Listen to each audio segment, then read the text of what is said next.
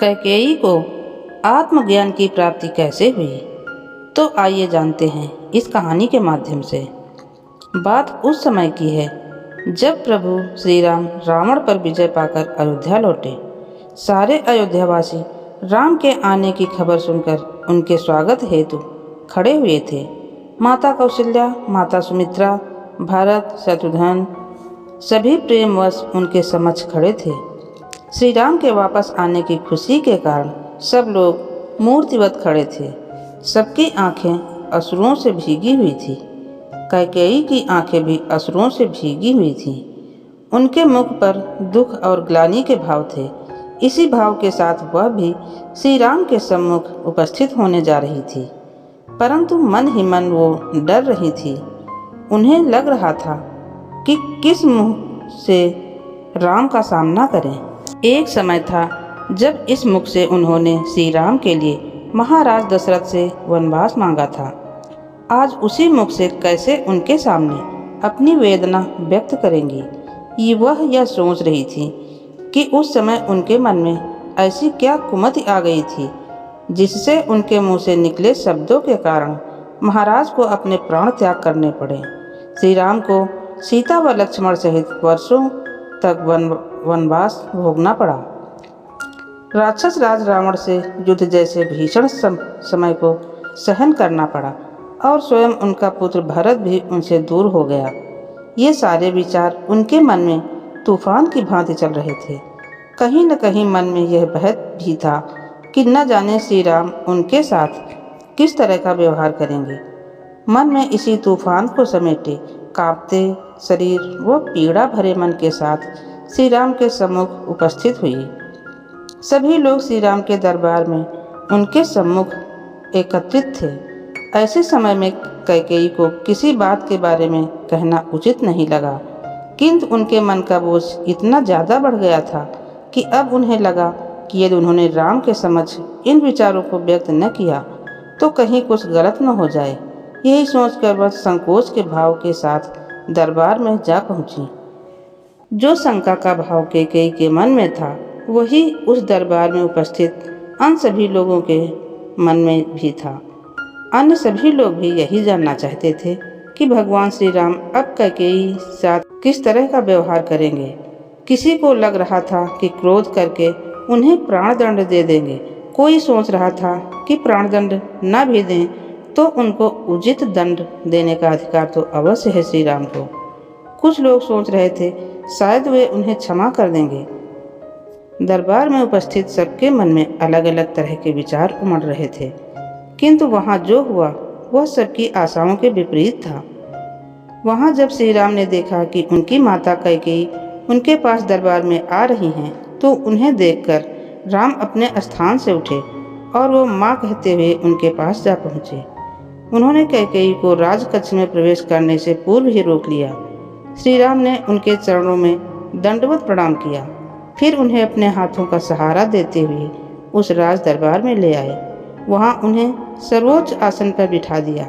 ऐसा लग रहा था जैसे वो उन्हीं की प्रतीक्षा में वहाँ बैठे हों। प्रेमपूर्ण व सम्मानजनक व्यवहार देखकर कैकेयी तो मानो बिलख पड़ी। बड़ी मुश्किल से उन्होंने अपने मुख से सिर्फ इतना ही निकाल पाया, नहीं राम, मैं इतने सम्मान के लायक नहीं हूँ। मैं सिर्फ तुम्हारी ही नहीं पूरी अयोध्या की अपराधी हूँ। मेरे कारण तो तुमने जो दुख सहे, सीता और लक्ष्मण ने जो इतने कष्ट सहे, अयोध्या की प्रजा ने इतने वर्षों तक जो कष्ट सहे, वो मुझे दंड का भागी बनाते हैं। हे राम, मुझे दंड दो, पुरस्कार नहीं। इतना कहकर कैकेयी बिलख बिलख कर रो पड़ी। अपनी माँ के मुख से ऐसी बातों को सुनकर श्री राम बोले, नहीं माँ, व्यक्ति तो मात्र कर्मों का परिणाम प्रदान करने का माध्यम है, बाकी सारा कार्य तो काल के हाथों में है।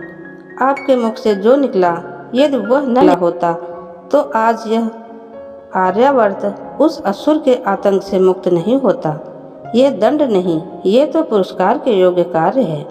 भगवान श्री राम गंभीरता पूर्वक आगे बोले, माँ, सामान्यतः हम लोग व्यक्ति के किसी कार्य को कारण समझते हैं और उससे बदला लेने की, उसका प्रत्युत्तर देने की सोचते हैं, जबकि ऐसा नहीं है।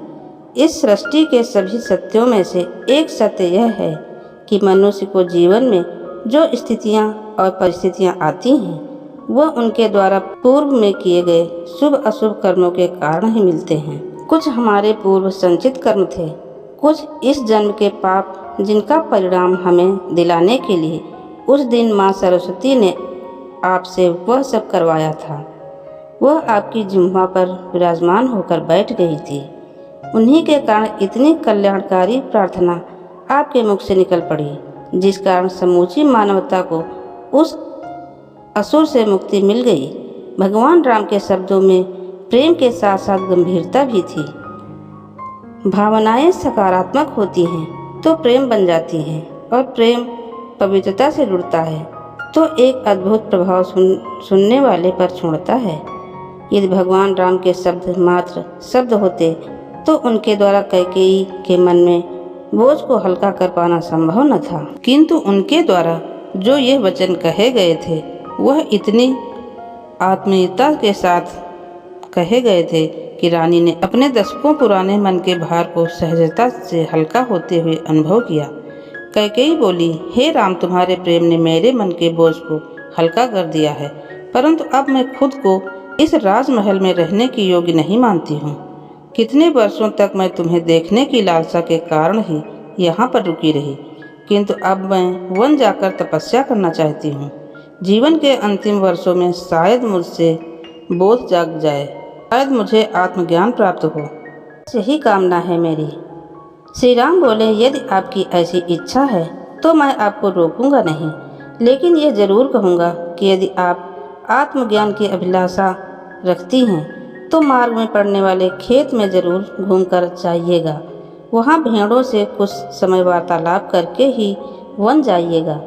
एक बार वार्तालाप करके देखें, शायद किसी महत्वपूर्ण ज्ञान का स्रोत बन जाए। मैं लक्ष्मण से कह देता हूँ, जब आप जाएंगी तो वह आपको सुरक्षित वन तक छोड़ आएंगे। कैकेयी लक्ष्मण के साथ वन जाने की बात तो वह समझ गई, किंतु भेड़ों से वार्तालाप की बात वे समझ न सकी। भेड़ों से वार्तालाप करने की बात को सुनकर उन्हें ऐसा लगा मानो श्री राम ने उनसे कोई उपहास किया हो। फिर भी उन्होंने यह सोचकर मन को समझाया कि संभवतः उनके परिहास में कोई गंभीर संदेश हो सकता है। अगले दिन लक्ष्मण ने भगवान श्री राम के आदेशानुसार रथ तैयार किया और खुद सारथी के स्थान पर बैठ गए। रानी कैकेयी को लेकर वे वन की ओर निकल पड़े। कैकेयी ने चलते समय लक्ष्मण से पूछा, पुत्र लक्ष्मण, क्या श्री राम ने तुम्हें कोई संकेत दिया है? मैं भेड़ों से वार्तालाप करने के उद्देश्य को समझ नहीं पाई। लक्ष्मण बोले, माता, मेरे लिए तो प्रभु समान है। मैं उनके कहने के उद्देश्य को जानने का प्रयत्न ही नहीं करता। मैं तो मात्र उनके कहे को पूरा करने की सोचता हूँ। उन्होंने अगर कहा है तो जरूर कोई उद्देश्य होगा। आप चिंतित न हो, चलिए देखते हैं क्या होता है। लक्ष्मण के शब्दों से रानी कैकेयी को थोड़ी शांति मिली। लक्ष्मण से जो कहा गया था वैसा ही किया। उन्होंने रानी कैकेयी को रास्ते में पड़ने वाले खेत में ले जाकर खड़ा कर दिया। वहाँ कुछ भेड़ और बकरी चर रही थी। माता कैकेयी उनके पास जाकर एक पत्थर पर बैठ गई और उन्होंने ध्यान से देखने लगी। कुछ समय के पश्चात उनकी आंखें बंद हो गईं। वह ध्यान मग्न हो गई थी। इस समय उन्हें मात्र उन भेड़ों की में करती हुई आवाज़ उनके कानों में पड़ रही थी। कुछ देर यूं ही बैठकर वे एकदम तीव्रता से उठी और लक्ष्मण से बोली, पुत्र, वापस अयोध्या चलो। जिस ज्ञान की तलाश में मैं वन जाना चाहती थी वह तो श्री राम ने मुझे यहीं दिखा दिया। आज यह भेड़ें ही मेरी गुरु बन गई। मैं राम को धन्यवाद देना चाहती हूँ। राम ने ही आज मेरे मन के ज्ञान के द्वार खोल दिए। आज मुझे अपने आत्मज्ञान की प्राप्ति हो गई। वीडियो अंत तक सुनने के लिए आपको दिल से धन्यवाद। अगर वीडियो पसंद आए तो वीडियो को लाइक करें और हमारे चैनल को सब्सक्राइब करें।